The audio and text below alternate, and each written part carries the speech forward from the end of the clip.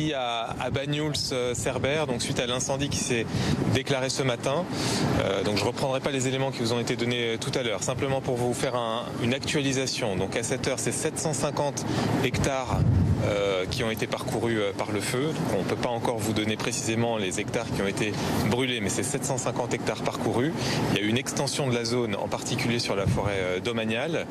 Ce qu'on peut dire à cette heure, c'est que le feu n'est pas fixé, mais 3/4 du périmètre, en tout cas de la zone située en France, est maîtrisé. C'est-à-dire il n'y a plus d'évolution majeure sur 3/4 du périmètre, en particulier sur le secteur de la commune de Cerbère, qui était notre enjeu prioritaire.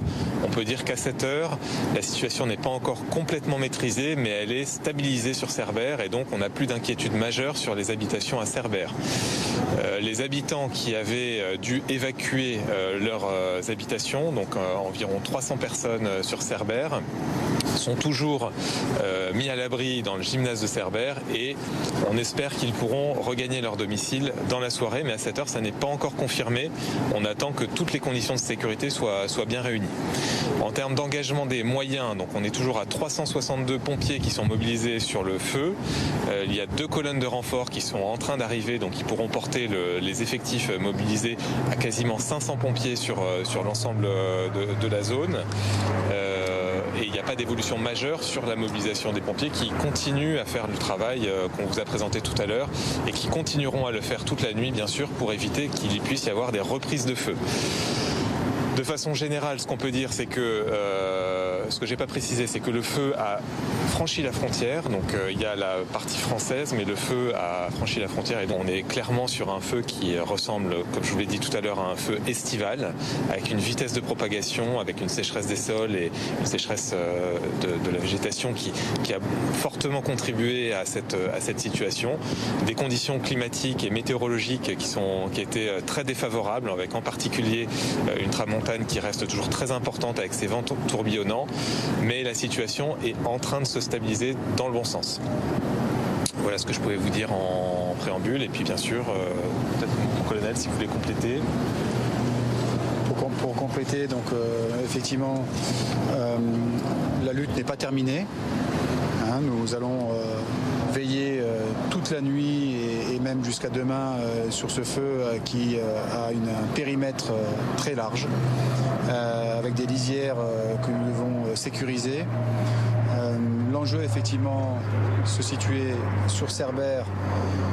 Nous sommes encore en train de sécuriser cette zone-là, parce que avec ce vent tournoyant, nous voulons nous garantir qu'un verrou sera bien créé à ce niveau-là, et qu'il n'y ait aucun risque encore pour les habitations.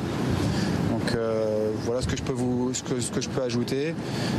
Encore merci aux sapeurs-pompiers extra-départementaux, et également aux moyens nationaux qui sont venus nous renforcer, que ce soit les moyens aériens à hauteur de 4 Canadair et 2 Dash que vous voyez encore dans le ciel larguer le retardant sur les flancs.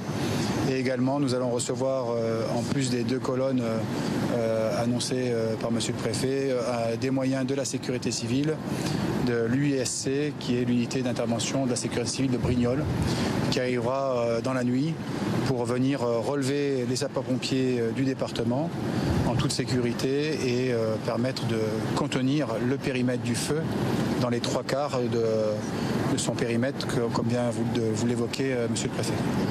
Est-ce que les conditions météorologiques vont s'améliorer et du coup faire profiter les pompiers en fait? Alors les conditions météorologiques, jusqu'à minuit, la tramontane va diminuer d'intensité, mais à hauteur de 20 km/h.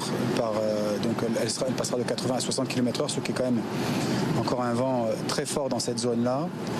Et malheureusement, demain, les conditions seront les mêmes qu'aujourd'hui.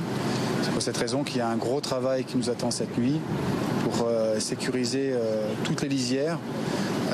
Et encore une fois, comme je vous le disais, sur un périmètre extrêmement vaste, particulièrement accidenté, avec des versants